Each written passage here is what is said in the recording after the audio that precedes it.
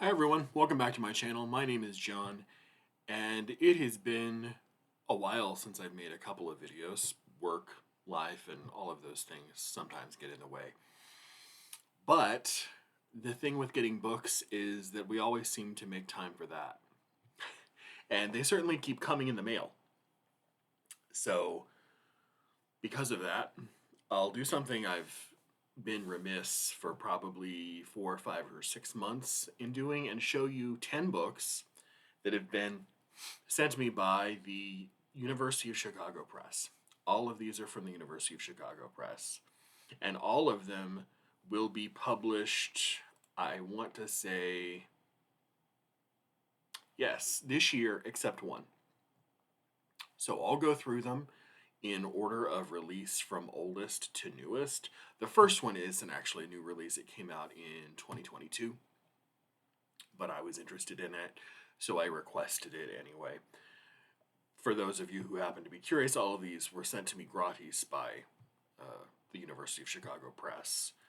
And they don't even, I mean, they're extremely nice and generous. They don't even really ask me to mention them on my channel, but if I don't, I feel like I'm stealing from them. So I wanted to at least show you these by the end of the year.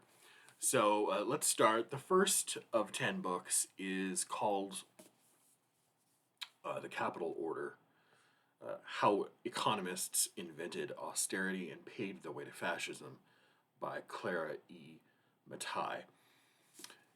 And economic austerity sort of cuts to fiscal spending and public benefits, welfare programs, etc., have long been, or has long been, a solution to governments who have found themselves in positions of insolvency. So, from what I take away from looking at the book, Clara Bataille looks at austerity during the interwar years, mostly in Europe, where it tended to favor the ownership class, the bourgeoisie, I guess Marx might say, depressed the working class, and strengthened economic hierarchies. She sort of comes at austerity from a left of center perspective. I don't know if she's exactly a socialist or a Marxist or whatever, but the subject sounded interesting. I'm pretty much woefully economically illiterate, so I'm not the person to be reviewing this book and taking as much away as I possibly could be. But if I ever get around to it, I will write a review nevertheless, and I'll make as much as I can out of it. The Capital Order, How Economists Invented Austerity and Paved the Way to Fascism by Clara E. Bataille. Again, from, just says Chicago, but it's University of Chicago Press. I don't know why my nose is so itchy. Okay, next up is a hardback book that is coming out, or came out in April 2025, April 12th to be exact. And this is about a lesser Russian Revolution, not the Russian Revolution of 1918, but the December Revolution. What Susanna Rabau-Edling is called the First Russian Revolution, the Decembrist Revolution of 1825. And in December of 1825, about 3,000 Russian soldiers stormed into St. Petersburg demanding the adoption of a liberalizing constitution. 5 of them were executed, and many more of them were exiled to Siberia. And this book looks at why so many Russian soldiers risked their lives for an end that they almost certainly knew would not succeed. And what did their vision of an alternative society look like as opposed to the absolutist monarchy they were living under? The history of Russia, especially Tsarist Russia, isn't really known for its liberalizing tendencies, but this book looks at one of the revolutions that didn't take, unlike the 1917 one.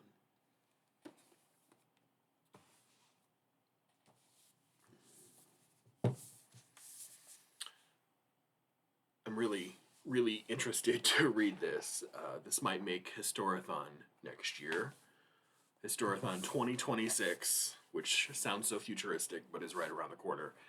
This is their new biography. Let's see, when did this come out? May 7th of this year, 2025.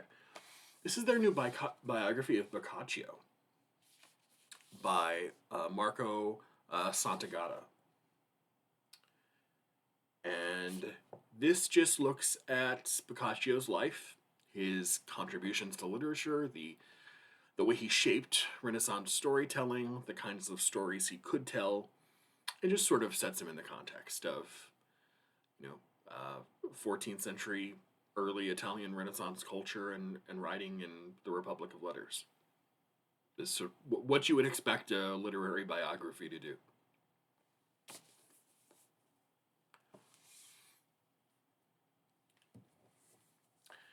Next is a book by a writer I've reviewed a book by on my channel.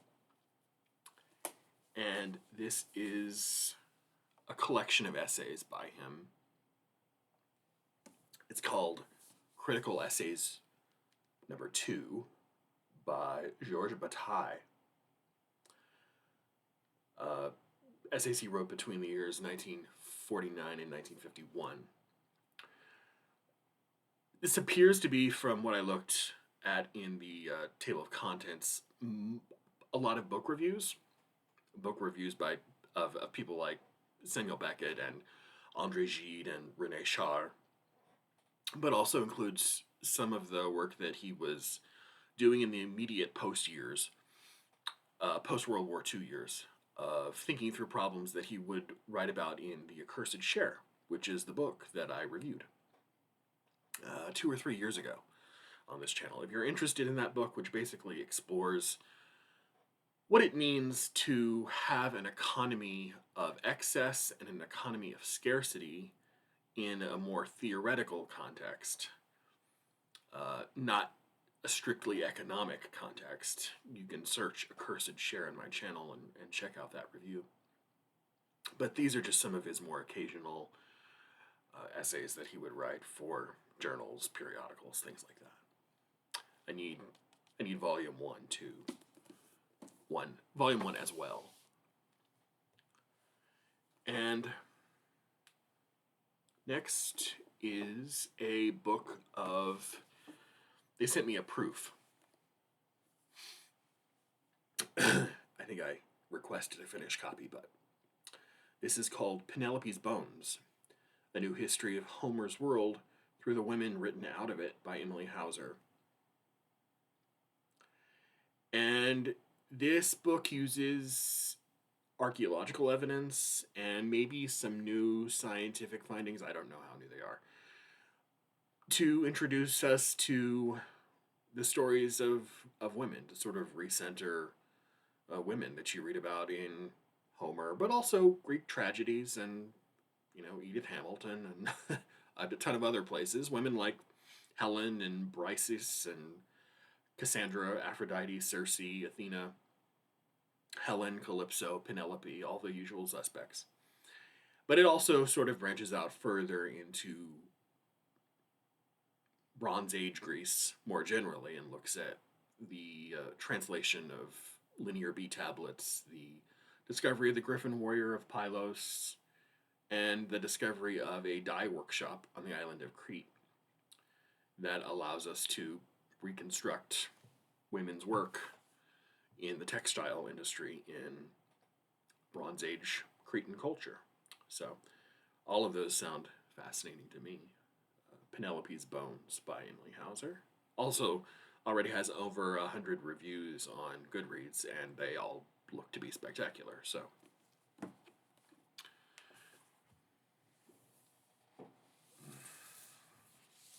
scoot these over here.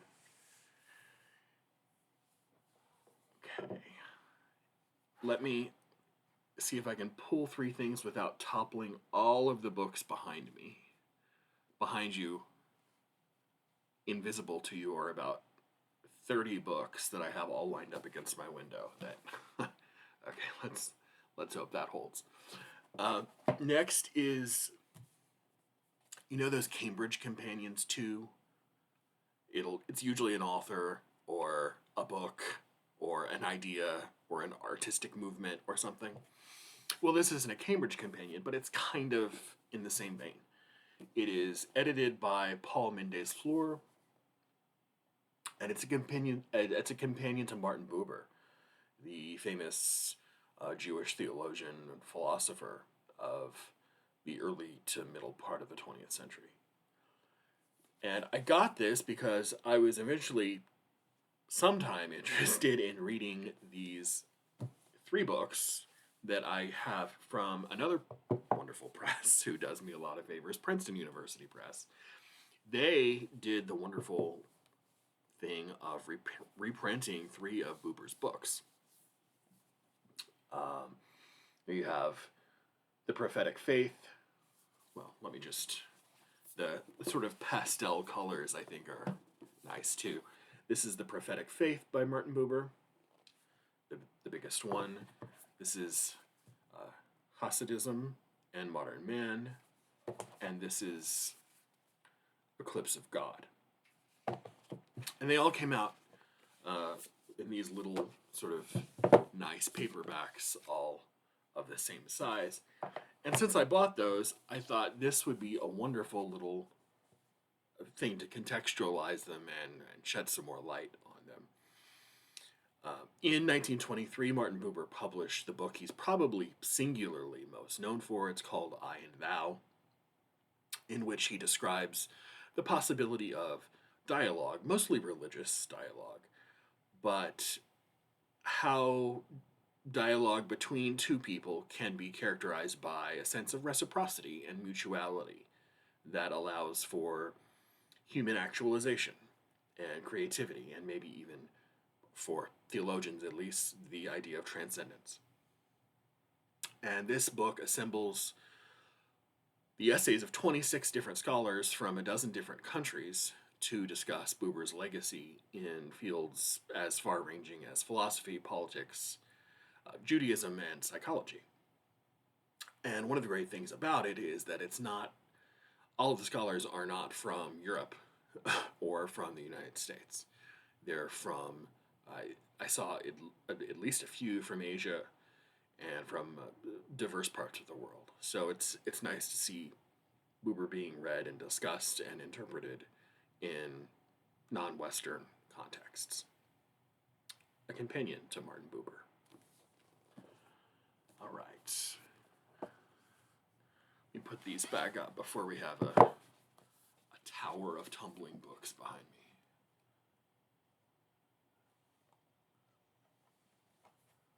me. Okay.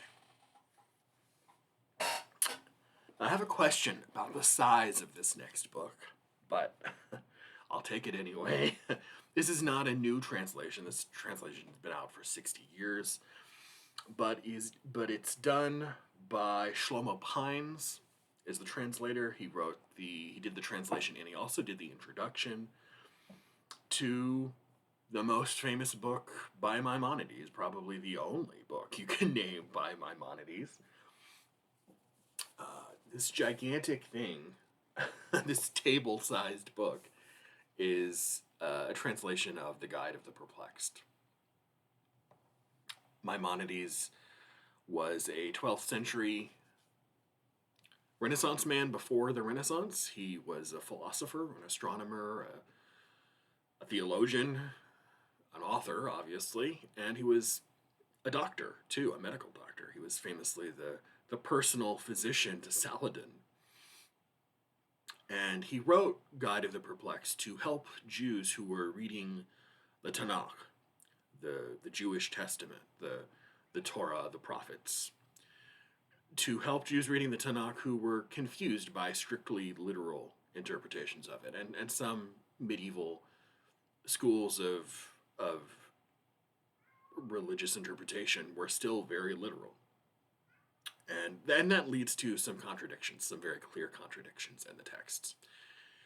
And in short, what it tries to do is integrate Aristotelianism with medieval rabbinical Jewish theology. Maimonides basically does for Judaism what Aquinas 100 or 200 years later would do for Catholicism. He integrates Aristotelianism with a Jewish, or with a religious tradition. In the case of Aquinas, Christianity, and with Maimonides, it's Judaism.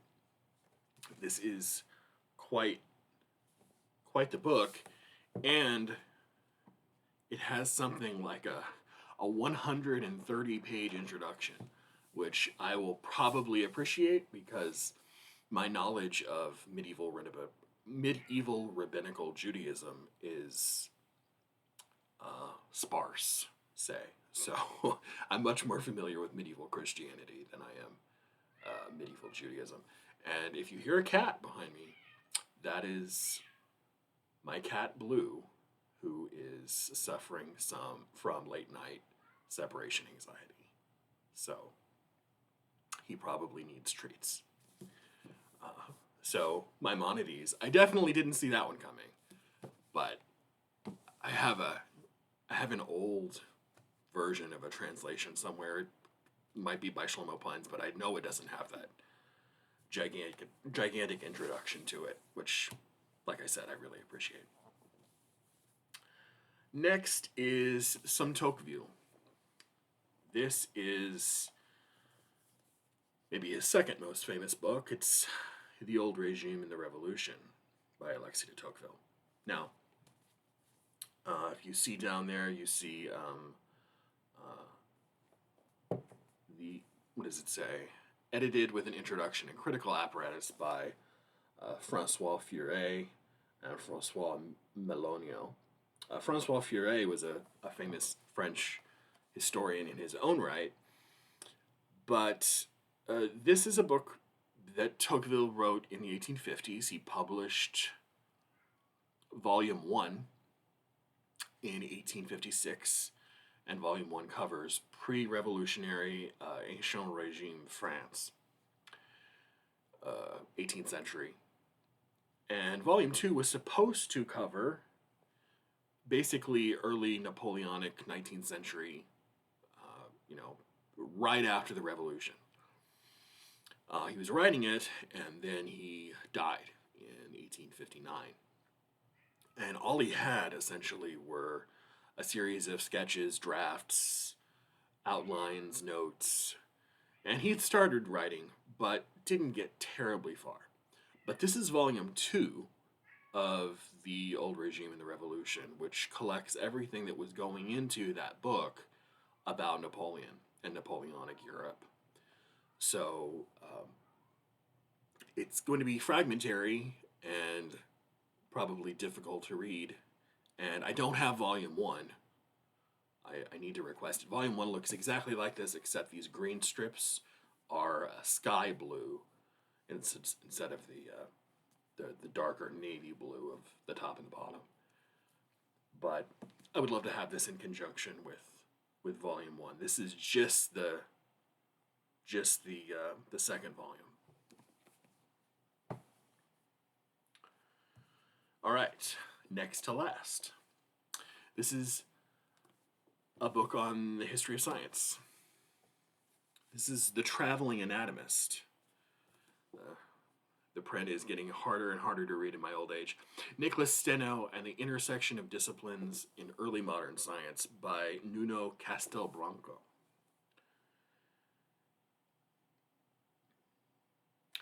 And this, I haven't been telling you the dates. This comes out in October. Came out in October 7th, on October 7th. Nicholas Steno is maybe mostly known today for Steno's rules or Steno's principles, which apply to geography, particularly stratigraphy, which is how layers of rock are stacked on top of one another. Sedimentary rock, to be specific.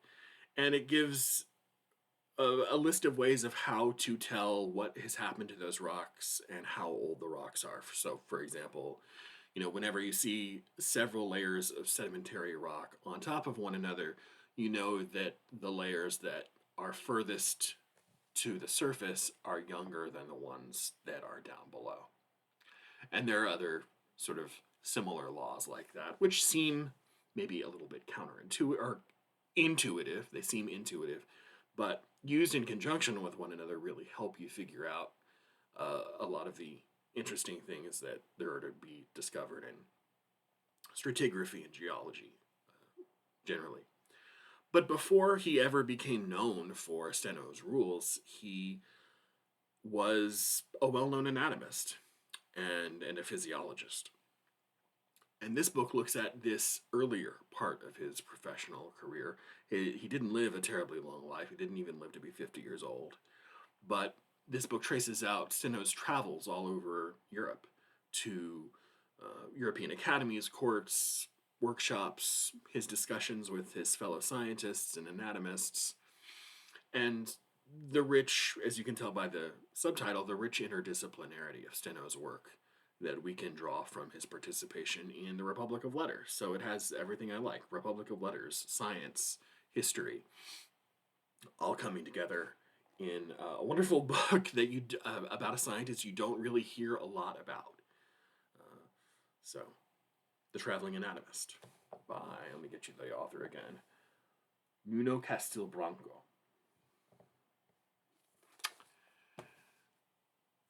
And last but not least, a big book.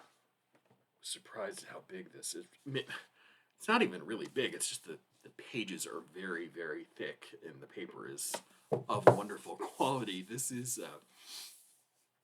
the University of Chicago's New History of the Fatimid Empire. This is the Fatimids, Portrait of a Dynasty by Delia Cortese. And this is a social, intellectual, cultural history of the Fatimid Empire. It, at its height, stretched from Morocco in the west to the Arabian Peninsula in the east, and ruled the Islamic world for nearly 3 centuries, from 909 to 1171. And it's also the only Islamic caliphate to be named after a woman, Fatima, who was the daughter of the Prophet Muhammad. So, a nice big book on also